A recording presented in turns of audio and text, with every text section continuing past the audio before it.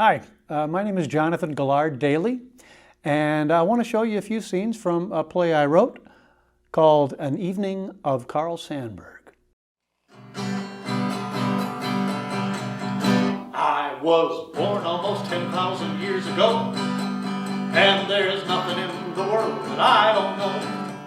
I saw Peter, Paul, and Moses playing Ring Around the Roses, and I'm here to lick the guy what says tain't so. I'm aware that as much as folks like to see a poet, they don't much want to hear poetry just naked for the whole evening. So I brought along my portable companion, my box of chosen wood. I got my first guitar at 10. I learned 4 chords on it, and I never felt a pressing need to learn any more. I remember when the country had a king. I saw Cleopatra on her wedding ring. And I saw the flags a-flying when George Washington stopped lying on the very night I first began to sing. I put $1.50 in my pocket and I got on a northbound train. Oh, way up in the Northland, right on the borderline, a great commercial city, Chicago you will find. Her men are all like Abelard, her women like Hello Boys. All honest, virtuous people, for they live in Illinois. Hog butcher for the world, tool maker, stacker of wheat, player with railroads and the nation's freight handler, stormy, husky, brawling, city of the big shoulders. Fierce as a dog with tongue lapping for action, cunning as a savage, pitted against the wilderness, under the terrible burden of destiny, laughing as a young man laughs. Laughing even as an ignorant fighter who has never lost a battle, bragging and laughing that under his wrist is the pulse and under his ribs the heart of the people. Laughing the stormy, husky, brawling laughter of youth, proud to be hog butcher, tool maker, stacker of wheat, player with railroads, and freight handler to the nation. One day I was sitting on a park bench in Chicago and I thought I'd pass the time by writing a haiku. Took me all of 15 minutes. The fog comes on little cat feet. It sits looking over harbor and city on silent haunches and then moves on.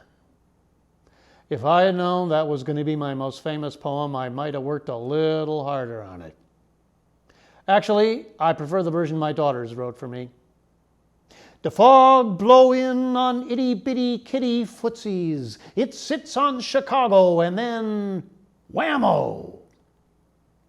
Mr. Lincoln, on his way to Washington to be the President of the United States, stays in New York City for 2 nights, and one night goes to the opera.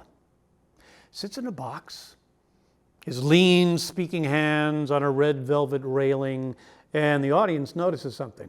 Yes, notices. Mr. Lincoln is wearing gloves, kid gloves, black kid gloves. The fashion is white gloves. On the main floor, in the balcony, in the boxes, the gloves are all correct and white. Often Mr. Lincoln cannot find his gloves. Often Mrs. Lincoln gives him a new pair, a nice, correct, fashionable pair of gloves. You and I may be sure Mr. Lincoln in his life never felt sorry for himself about his gloves. When he forgot his gloves, maybe he was too deep with remembering men fighting, men dying on consecrated ground, too deep with remembering his hope, government of the people, by the people, for the people, shall not perish from the earth. I met Paula Steichen on a cold December day in Milwaukee. Woman of 1,000,000 names and 1,000 faces, I looked for you over the earth and under the sky. I sought you in passing processions on old multitudinous highways where mask and phantom and life go by. When I saw you, I knew you as you knew me. We knew we had known far back in the eons when hills were a dust and the sea a mist, and toil is a trifle, and struggle a glory with you, and ruin and death but fancies. The touch of your hand is hope, and the sheen of your hair is glory. You are the stars and dawn and morning. You are a woman. You are a comrade. I am young, and I want you, and I know you hear me calling. I like to think as I go on writing, there will be sentences truly alive, with verbs quivering and nouns giving color and echoes. I hope I die propped up in bed trying to write a poem about America. And if by the grace of God I shall live to be 89, as I bid farewell to earthly scenes, I might say, if the Lord had let me live 5 years longer, I should have been a writer. Life is like a mountain railroad with an engineer that's brave. We must make the run successful from the cradle to the grave. Watch the curves, the fills, the trestles. Do not falter, do not fail.